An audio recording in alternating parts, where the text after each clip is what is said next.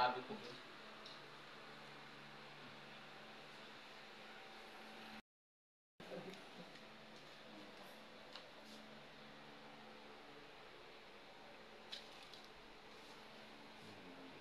Lalagay dyan ang coke na marami at ang sugar ay tumaas. Sugar. 5. Tumaas ang sugar ay 5. Balik na yun. Sabi nga kung 5. Ayan o, maaalis mo na yung ano yung nasa itaas na yan. Yung air fryer yan. Saan po? Yan, sa itaas. Yung bagay yung nakalagay na yan. Air fryer? Oo, ano yun? Yan o. Lutuan. Ano yan? Yan sa taas. Ay, ang dami yan. Diyan na din, ha? Ah, dyan na yan. Gawa pa namang ano. Yan po talaga pang appliances ganito. Tapos aalisin na yan. Yung lagayan yan. Dito na yan. Sa tapat ng bintana. Lagayan ng mga gamit ng sasakyan. Yan, dulo ko pa sa ilin.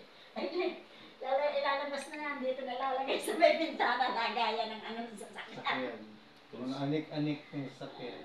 Tapos sa baba ka ko ay sapatos. Mga sapatos, tsinelas.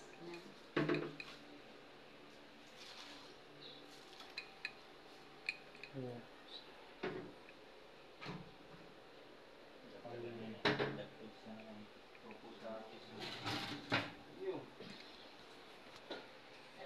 Dadalhin ko ito sa Batangas ng mga bote. Lagayan din ng mga bagoong. Simple and convenient. Yan, may bagoong dyan. Gusto mo? Satisfied customer. Bagoong? Meron ka ba? Oo. Tingin daw kung konti. Dami dyan. Mauwi na naman. Ang iba nga pinapatis ko. Nagsasara ako ba?